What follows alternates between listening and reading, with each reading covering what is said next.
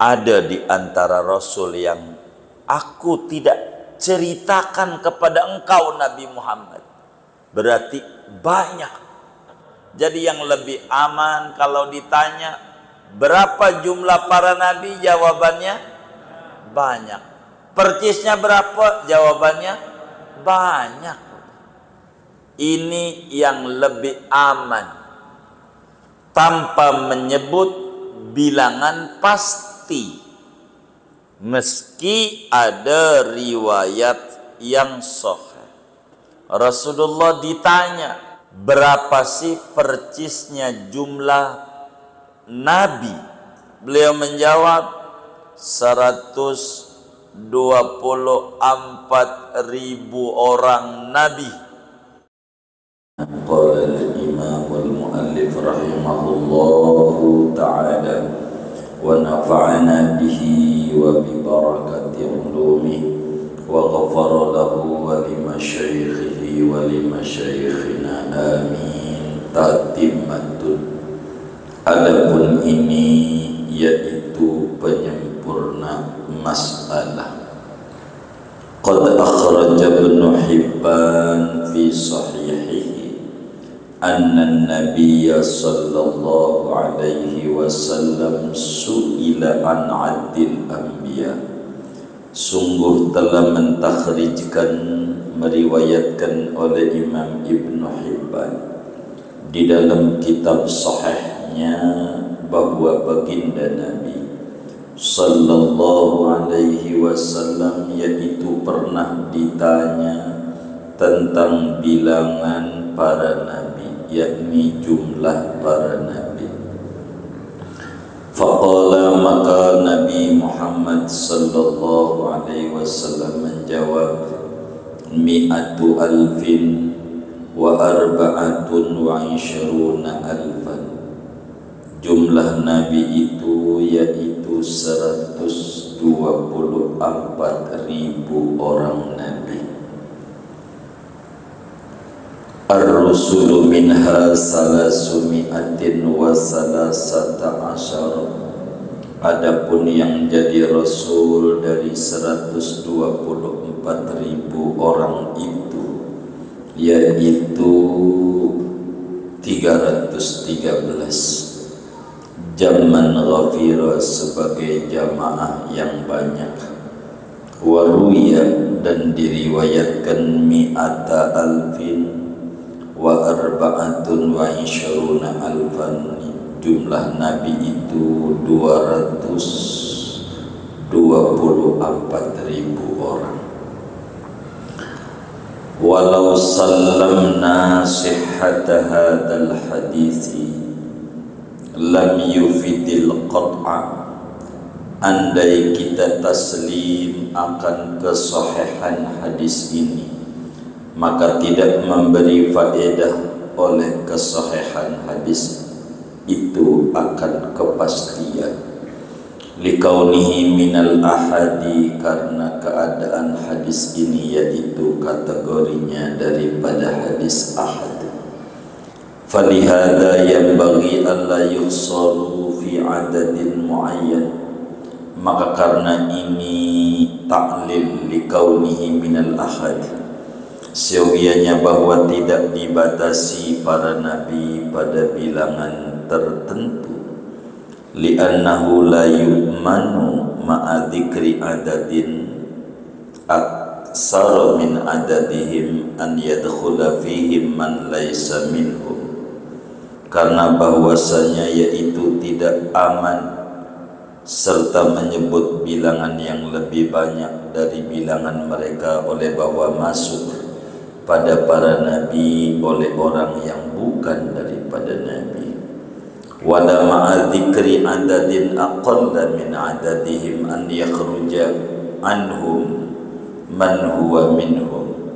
Dan tidak aman serta menyebutkan bilangan yang sedikit dari bilangan mereka para nabi oleh bahwa keluar dari mereka oleh orang yang dia itu termasuk daripada nabi.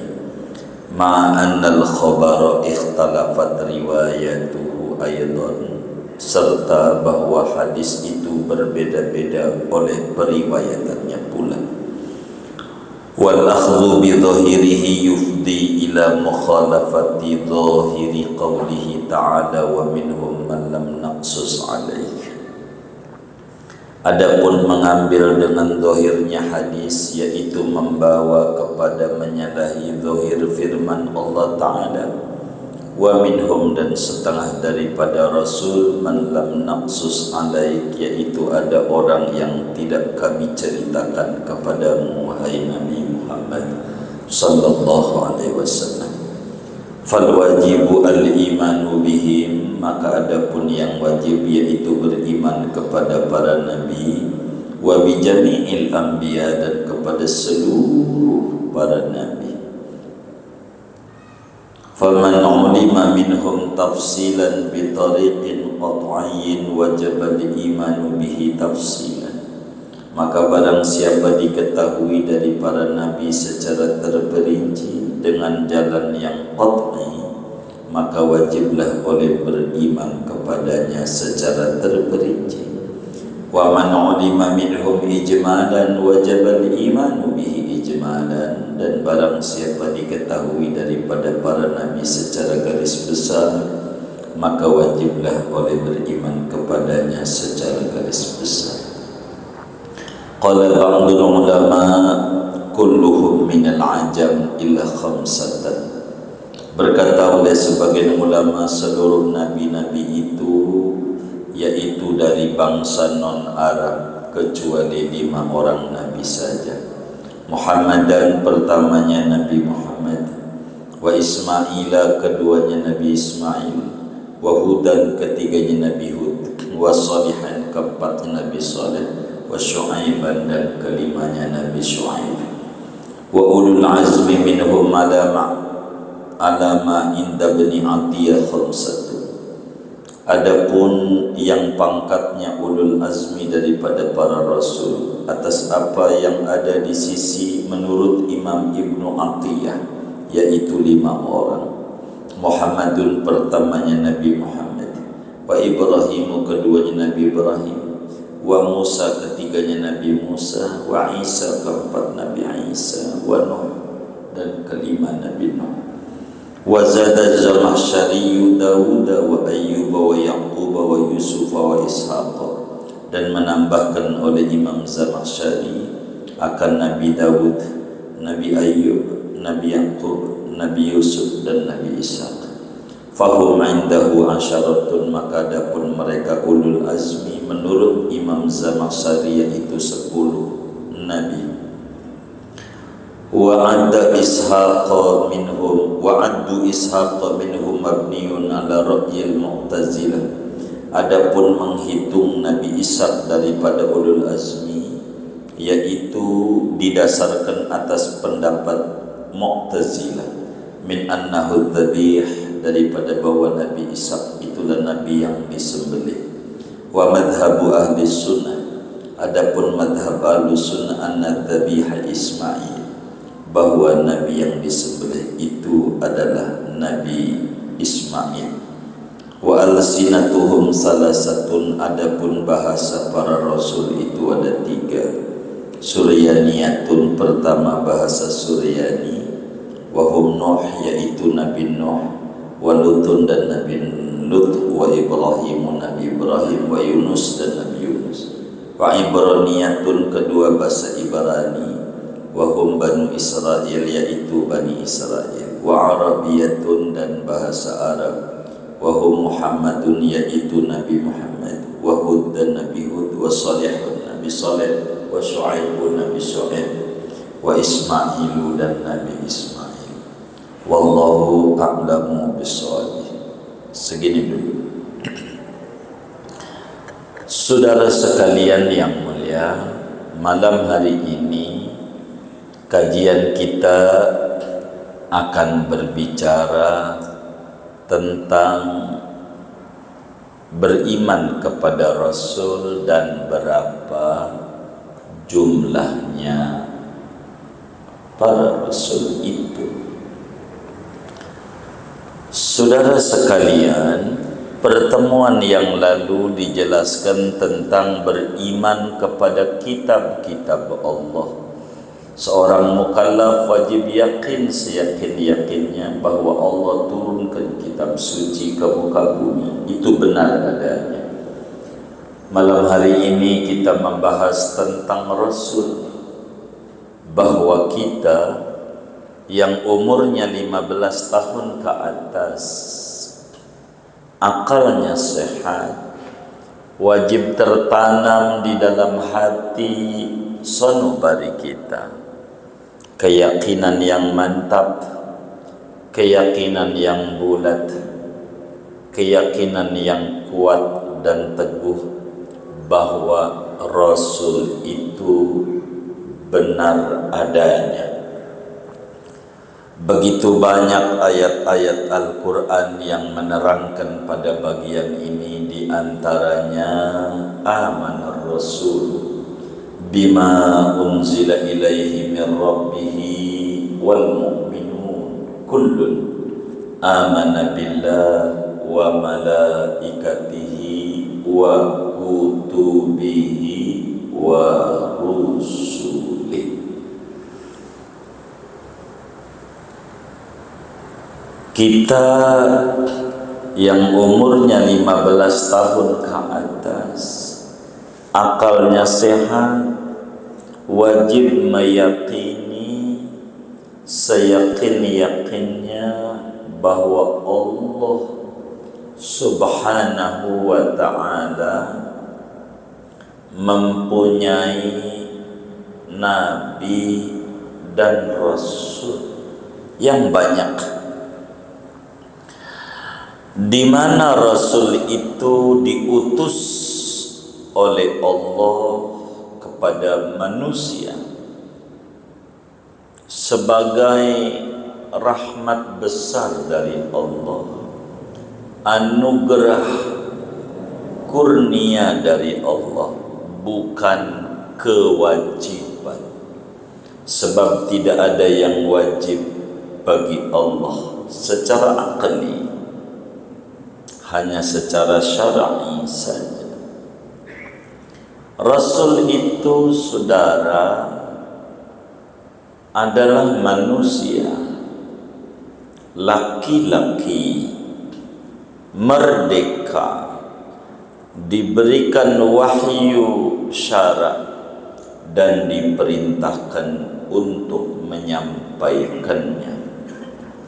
Sementara Nabi adalah manusia laki-laki merdeka, diberikan wahyu namun tidak disuruh tabligh, sehingga kalau dikata Rasul sudah pasti Nabi, kalau dikata Nabi belum tentu Rasul. Rasul itu kewajibannya tabligh. Arti tabligh menyampaikan hal-hal yang wajib disampaikan kepada umat manusia,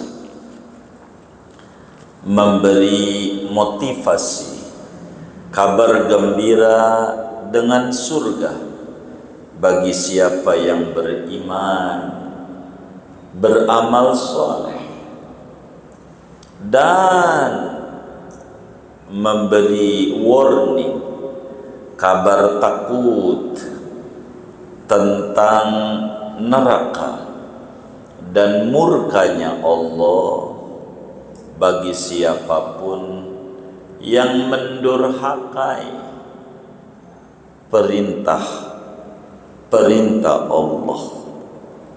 Rasul itu, saudara, menjelaskan kepada kita manusia dan jin tentang kebutuhan-kebutuhan dunia, agama dan akhirat kita. Bagaimana seyogianya manusia kudu hidup di alam dunia, bagaimana supaya manusia selamat dikubur bahkan sampai akhirat. Rasul ini mengajarkan kepada kita bagaimana cara kita meraih derajat yang tinggi di sisi Allah Subhanahu wa ta'ala. Sehingga ketika dia menyampaikan misi ketuhanan, menyampaikan tentang kubur dan akhirat, menyampaikan cara bersyukur kepada Allah, ada kalanya ada yang membangkang. Maka Rasul diberikanlah oleh Allah sokongan mukjizat yang dulu pernah dijabarkan perkara luar biasa itu macam-macam, tapi kalau buat Rasul namanya mukjizat. Di mana Rasul itu mula-mulanya Nabi Adam alaihi salam dan ditutup oleh junjungan kita Nabi besar Muhammad sallallahu alaihi wasallam. Kata Al-Imam At-Tahawi, Abu Ja'far yang makamnya di Mesir 200 meter dari makam Imam Syafi'i. Di dalam aqidah At-Tahawiyahnya beliau menyatakan, fakullu da'wati nubuwatin ba'da nubuwatihi faghayyun wa dhalal. Setiap pengakuan jadi nabi sesudah ditutup dengan Nabi Muhammad, maka itu adalah sesat, menyesatkan, keliru, tidak perlu untuk diikuti yang ngaku-ngaku jadi nabi sesudah Nabi besar Muhammad sallallahu alaihi wasallam menjadi penutup. Maka Muhammadun aba ahadim min rijalikum walakin Rasulullah wa khataman nabiyyin. Saudara, Allah Subhanahu wa ta'ala andai tidak mengutus Rasul, tidak mengapa, kita wajib bersyukur kepada Allah dengan akal yang Allah berikan. Namun secara syarat kita butuh kepada Rasul, laksana kita butuh pada oksigen. Kenapa? Bagaimana cara kita bersyukur kepada Allah? Maka Rasul diutus menjadi sampel manusia yang patuh supaya kita bisa mengikuti, supaya kita bisa menteladani, supaya kita bisa mencontoh bila ada hal ikhwal menimpa kepada kita. Kita difitnah, Rasul pun difitnah. Kita mendapat cobaan, Rasul pun dapat cobaan. Kita sakit, Rasul sakit. Bagaimana cara menghadapinya? Ini semuanya ada pada Rasul. Maka Rasul menjadi sampel kepatuhan hamba kepada Allah. Inilah pentingnya kita beriman kepada Rasul yang membawa misi risalah, messenger of Allah. Dia misi risalah. Karena itu saudara, orang yang mukallaf wajib percaya bahwa Rasul itu benar-benar ada, dan Rasul itu manusia. Yang umumnya ada pada manusia, ada pada Rasul sebagai sifat jaiz, namanya a'rad basyariyah. Kecuali hal-hal yang bakal mengurangi martabat saja.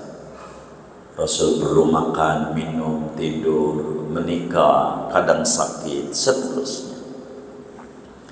Kita wajib beriman, kita wajib membela Rasul Arti membela, kita menolong agama yang Rasul sampaikan untuk kita sampaikan kepada orang lain. Pun kalau kita tidak bisa menjadi lampu mercusuar yang bisa menyinari berbagai wilayah, paling tidak sebagai muslim yang beriman kepada Rasul, paling tidak menjadi lilin yang bisa menyinari sekeliling anak bininya. Kita tidak disuruh menjadi kiai, tapi kita disuruh menjadi dai. Ud'u ila sabili rabbik, qul hadhihi sabili ad'u ila Allahi ala basiratin ana wa man ittaba'ani.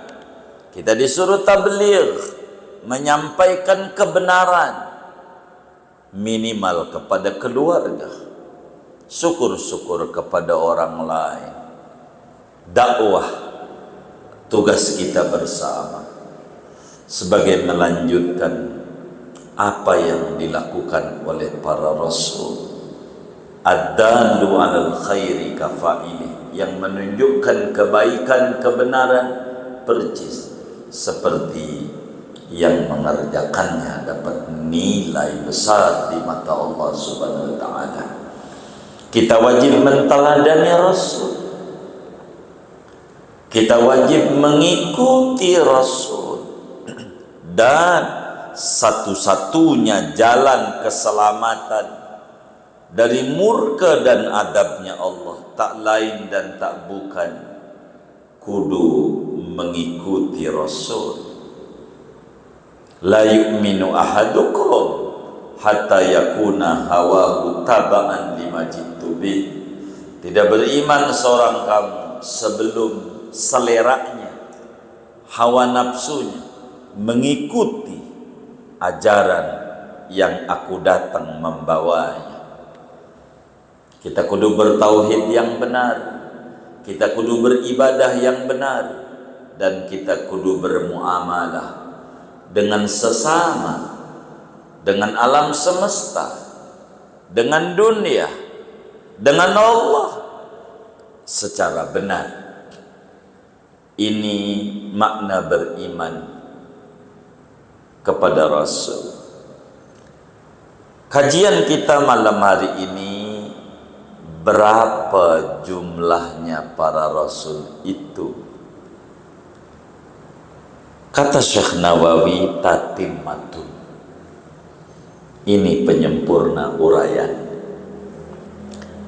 Qad akhraja Ibnu Hibban fi sahihih. Imam Ibnu Hibban, seorang muhaddis, di dalam kitab sahihnya, namanya Sahih Ibnu Hibban, meriwayatkan hadis dari sahabat Nabi Abu Dzar Al-Ghifari, dan banyak juga sahabat bertanya. Su'ila Rasulullah sallallahu alaihi wasallam an adil anbiya.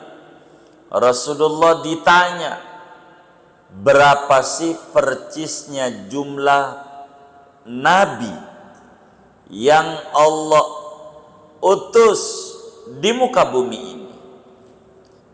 Ketika ditanya Rasulullah, saudara, beliau menjawab 124.000 orang nabi. 124.000 orang nabi sejak Nabi Adam sampai Nabi Muhammad. Jumlahnya 124.000 orang. Dari 124.000 itu yang jadi Rasul 313. Dalam satu riwayat 315, riwayatnya sahih. Dalam riwayat yang lain Nabi ditanya berapa jumlah para nabi.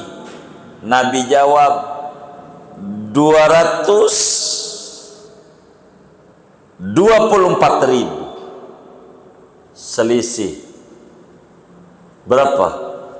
100.000. 100.000. Selisih.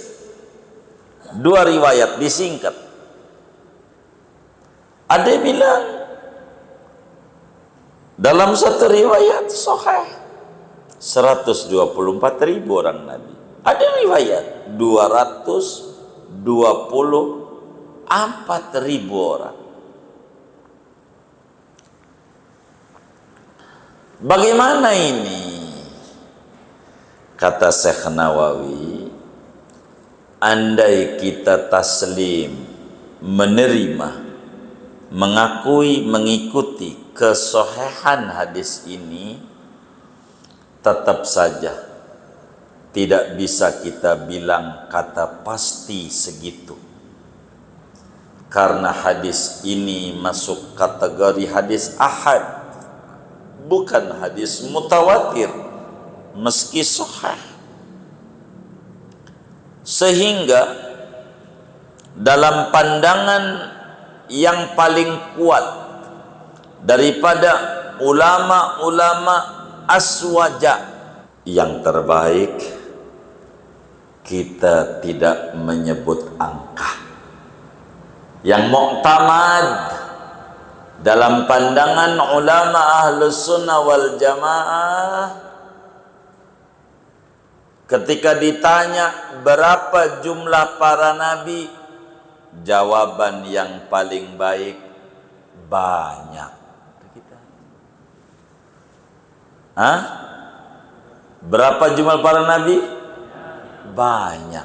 Itu jawaban yang terbaik. Banyaknya berapa? Banyak. Yang terbaik tidak menyebut angka. Sebab ada yang 124.000 riwayatnya, ada yang 224.000. Kenapa tidak perlu menyebutkan angka pasti? Khawatir kalau kita bilang 124.000, bila yang benar adalah 224.000, ada yang lolos. Nabi Allah kita kata bukan nabi. Begitu. Bila kita kata 224.000, bila yang benar 124.000, ada yang masuk nabi, tidak kita masukkan. Begitu. Jadi tidak aman bila menyebutkan 224.000, bisa masuk yang bukan nabi. Bila menyebutkan 124.000, bisa lolos keluar yang nabi kita kata bukan nabi. Kan hadisnya sahih, riwayatnya macam-macam. Sementara mengambil leterlek apa adanya yang eksplisit tuh 124.000 ini, kalau menyoroti Al-Quran sebagai sumber utama, ada ayat bunyinya minhum man lam naqsus alaik. Ada di antara Rasul yang aku tidak ceritakan kepada engkau Nabi Muhammad. Berarti banyak. Udah banyak aja. Wong ada yang diceritakan yang Nabi bilang 124.000. Ada yang Allah gak ceritakan, kan banyak. Jadi yang lebih aman kalau ditanya berapa jumlah para Nabi, jawabannya banyak. Percisnya berapa? Jawabannya banyak. Ini yang lebih aman, tanpa menyebut bilangan pasti, meski ada riwayat yang sahih. Sebab apa? Untuk kita tahu jumlah bilangan tidak wajib. Yang diwajibkan adalah kita wajib beriman kepada para rasul. Kita wajib mempercayai rasul bahwa memiliki sifatnya siddiq, tabligh, amanah, fatonah. Kita wajib menteladani rasul.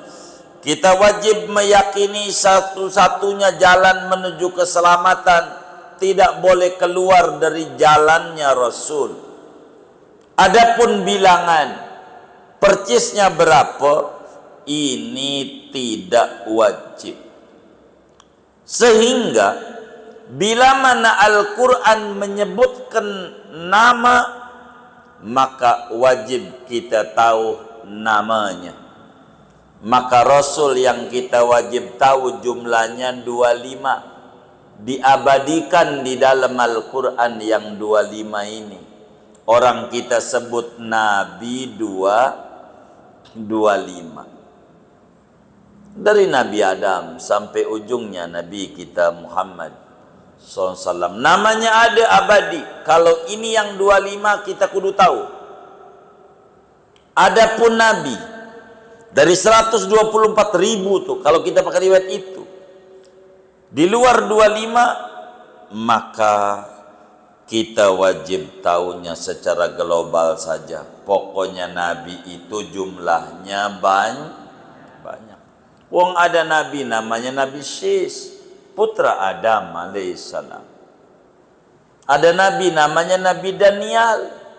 Orang kita sebut Daniel. Banyak orang kita. Daniel.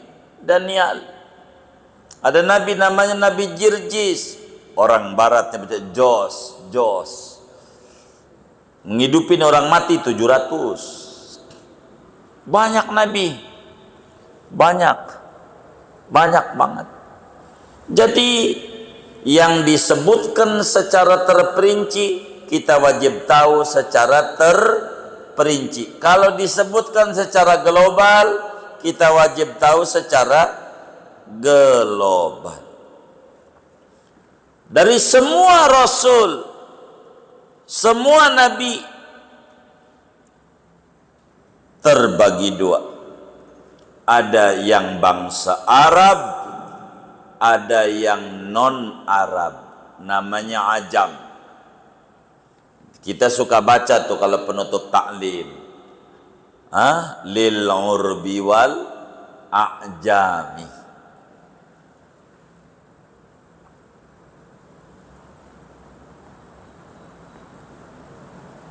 Yang bangsa Arab ada berapa? Ada 5. Selebihnya non Arab. Kita perlu tahu tuh. 5 doang yang bangsa Arab. Nabi Syu'aib, Nabi Saleh, Nabi Hud, Nabi Ismail, bangsa Arab. Dan kelima tertingginya Nabi besar Muhammad sallallahu alaihi wasallam, bangsa Arab. Atas doa Nabi Ibrahim, Rabbana wab'as fihim rasulam minhum. Ya Rabb, setelah Ka'bah dibangun, direnov, setelah banjir besar Nabi Nuh, Tuhan utus fihim, di tengah-tengah bangsa Arab, dari bangsa Arab, di tengah-tengah bangsa Arab nih seorang rasul dari bangsa ini juga, maka Nabi itu bangsa Arab.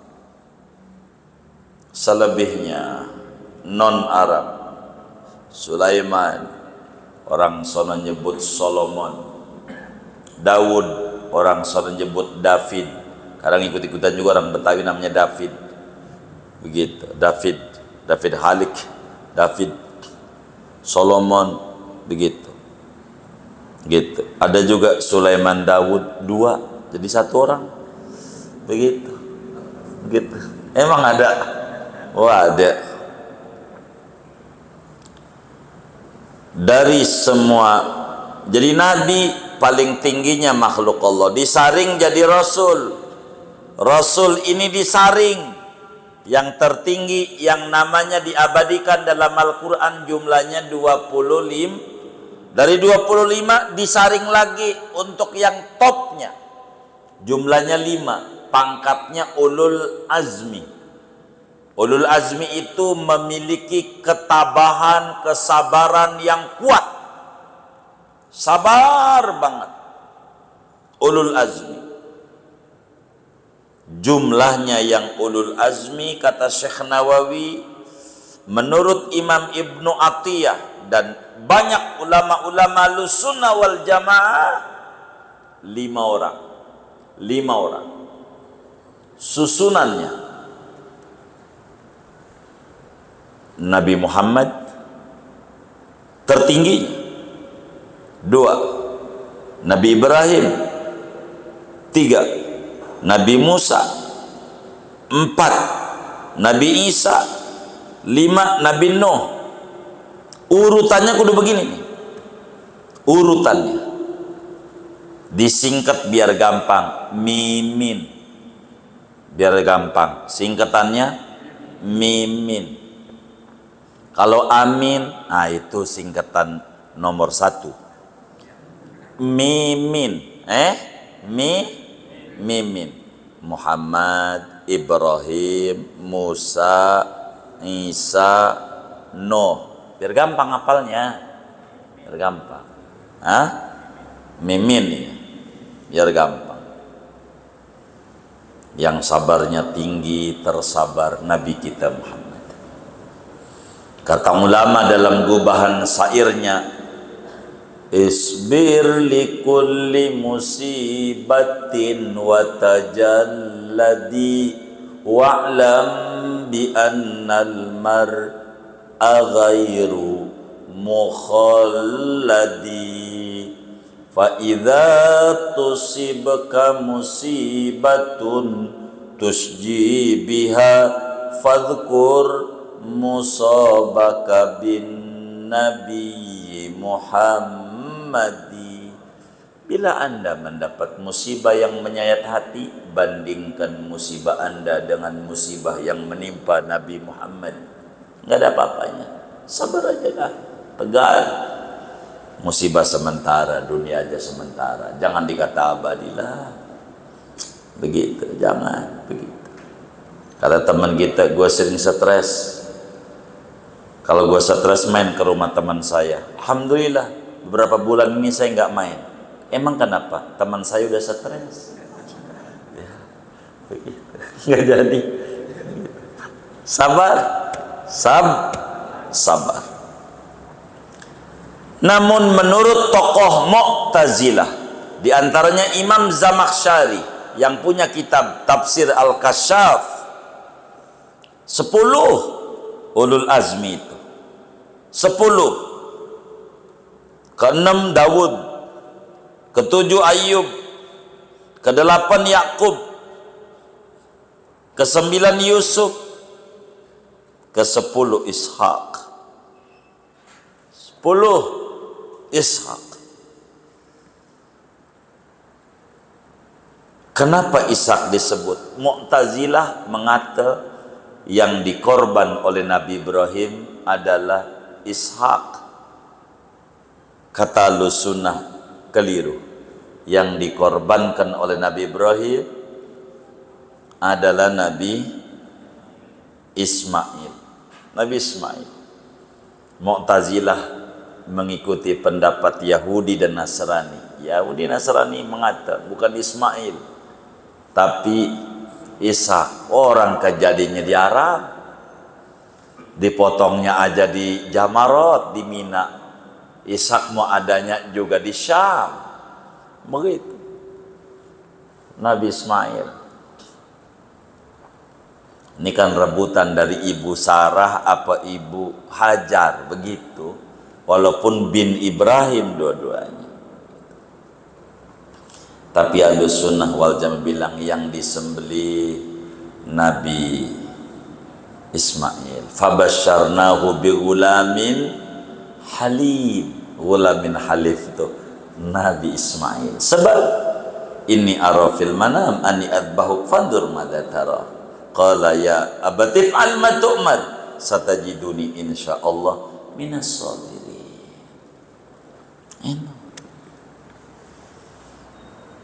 Lalu apa bahasanya mereka?